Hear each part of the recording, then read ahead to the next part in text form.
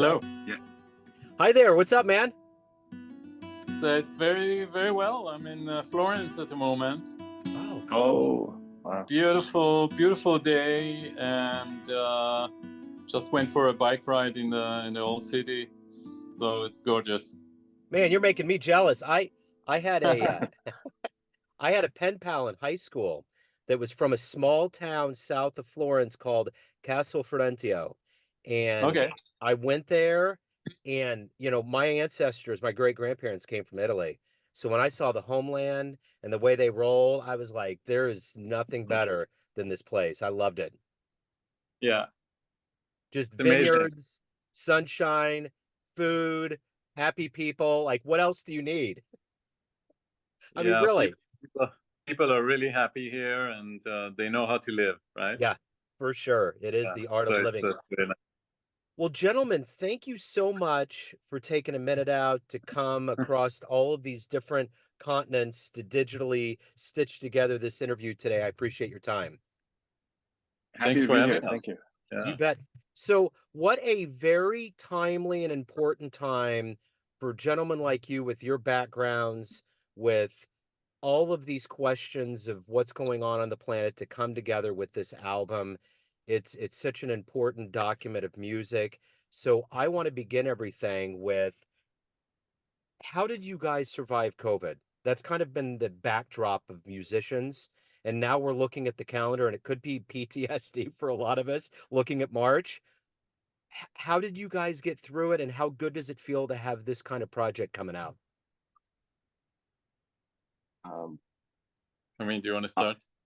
sure. Well, COVID, I lived in Montreal during COVID. I just moved there from Vancouver. And it was, I don't know if you heard about the COVID rules we had in Montreal, but they were almost like medieval. There was an 8 p.m. curfew. You weren't allowed to see anyone or really do anything. Like you could go grocery shopping and that was it. And this lasted for several months. So during COVID, it was a lot of time for reflection and, practicing and just figuring out what you want to do next with music and stuff like that. Luckily, before that, I had this project with Itamar when I was living in Vancouver. And we had a lot of discussion about how we want to proceed with the album. And it went from there. Yeah, I think it was a good starting point. Yeah. For me, yeah, similar. I mean, Vancouver wasn't as bad, I think, as Montreal. And I used the time to, learn a little bit about, teaching online, the whole online thing. I learned about Logic and just recording using my, home studio and stuff like that. So it was really, actually a really good time to learn and take it easy. And as Amin said, to think about the next step. And so I learned a lot during this time, for sure. Well, from my Yeah. end of things, it's so good to see new material coming out, and a lot of this was kind of incubated during this time.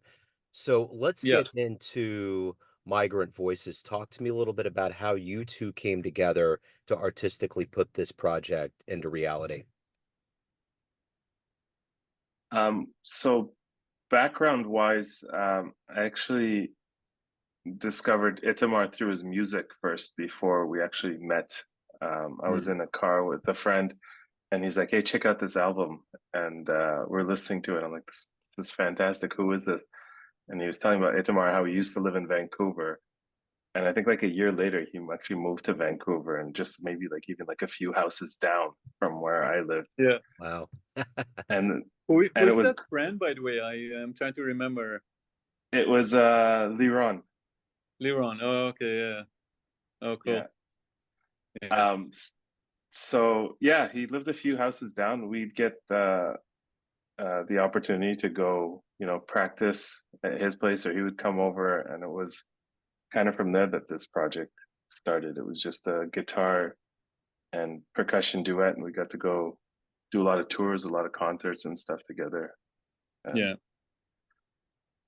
Very Yeah, it cool. was I think once we started playing together. It was just like it was such an easy and fun collaboration. Totally understood each other musically, and it was just great. And I think we went through an interesting development, at first thinking, okay, what repertoire should we play? And we even met in Montreal to develop repertoire, but somehow, something happened, and we weren't able to really rehearse and work on material. And at some point, it just became clear that we are just going to improvise together, and we have already the vibe is there, the sound, and so whatever is happening in the moment. And so we went to the studio. We spent a couple of days in the studios in Vancouver, Monarch Studios, and basically we went there without any preparation. We're just like, okay, hit record, and what are we doing? And just starting like that. And it was really interesting process for me. It's the first time I record this way. I usually have a pretty good sense of what tunes I'm going to play, so it was really so refreshing. And I remember listening to the material. So we did those 2 days, and then I went away, and then a few months later I started listening to material, and I was like, wow, this is so good. Yeah. So yeah, it was really refreshing. So that's total serendipity that you listened to the album and then you guys lived next to each other. It was like it was just all written in the stars. That's very cool. So let me ask you this, what are you ultimately hoping the listener gets from this album?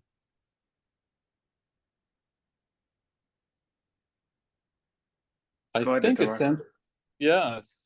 sense of magic that was in the air, when we played it, when we play music together. There's kind of just magic is happening, and a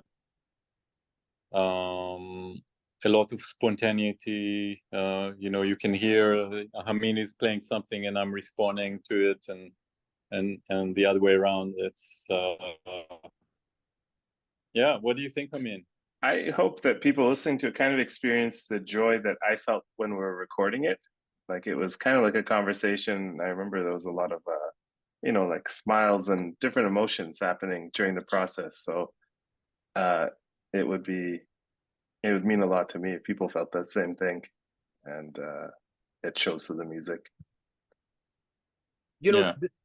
The thing that leaps out to me is, when you look at all of the headlines of things that are happening around the world with the strife and the division and all of these things that are going on, I think that musicians always make the bold statement when you come from different backgrounds that it's so much easier to get along than it is to not get along.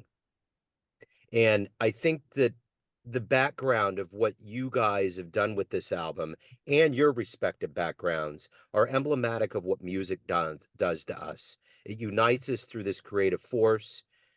How much did that play in your minds as you guys come from very different backgrounds?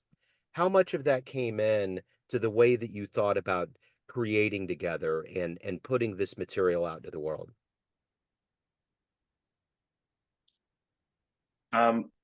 Well, for me, someone once told me that musicians are themselves probably like one of the strongest tribes.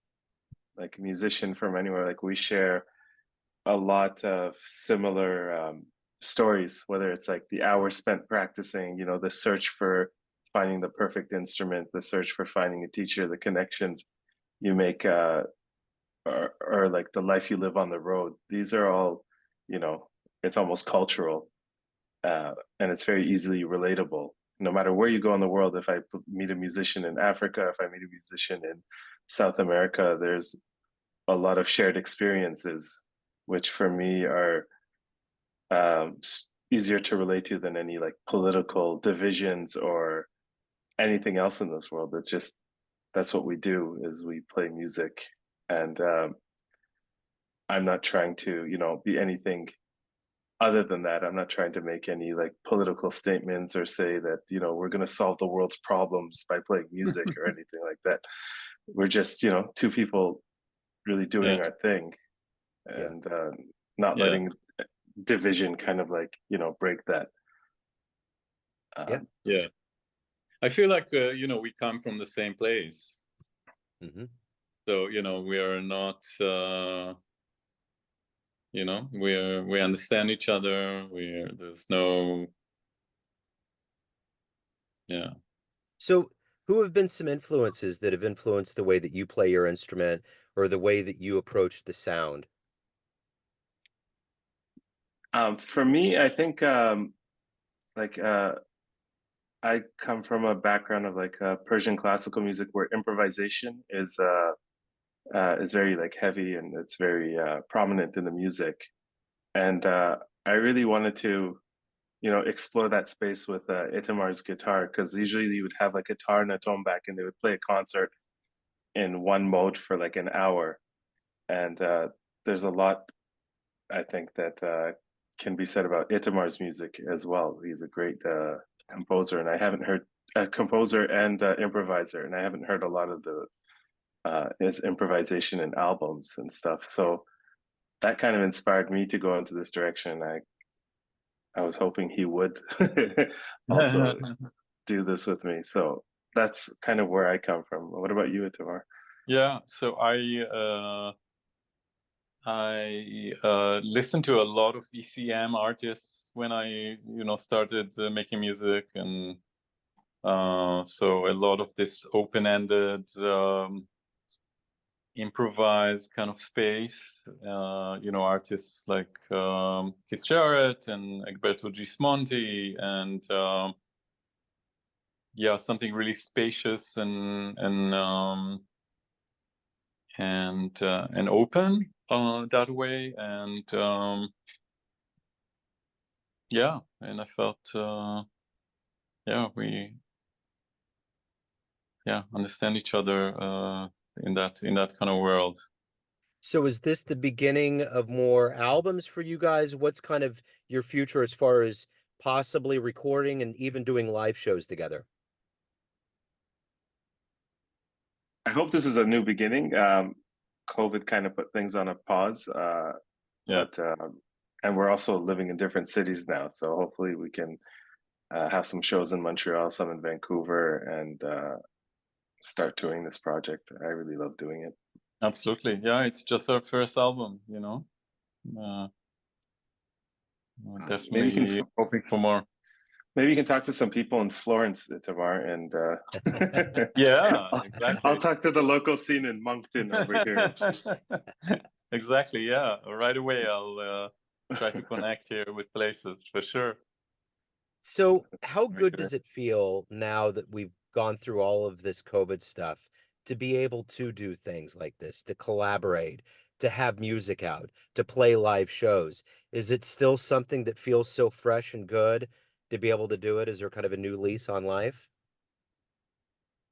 It's great to be back, but you know, I kind of look back at COVID and I think I really miss having that time to just you know, sit in a room and be creative. And Yeah, it felt terrible at the time, but you kind of forget all the suffering and stuff, and you think about the good things that happened during yeah, the time. But I'm looking forward to the future, definitely. Yeah. right. I And you know, Hamin is touring now extensively all over. So I bet you need some downtime. Another But pandemic. it's great. It's great, and I think also audiences, people want to go out and listen to musicians and listen to concerts, and um, yeah, Yeah. Yeah, I know I it's do great. for sure. It's great. Yeah, Yeah, very very happy. for sure. So, gentlemen, if anyone wants to pick up Migrant Voices, learn more about you and each of your respective careers, possibly go to Florence, possibly go to Vancouver to see you live, how would people do that? I think each one of us we have a website where you can, or in social media, to see where we are, what's next, some dates, and yeah, I think that's really easy to get in touch with us that way. And I will put links in the show notes. Gentlemen, thank you so much for sharing your story, for sharing your time. Keep enjoying and making the music, man. I appreciate it. Thanks so much, Joe. Yeah. You bet. And before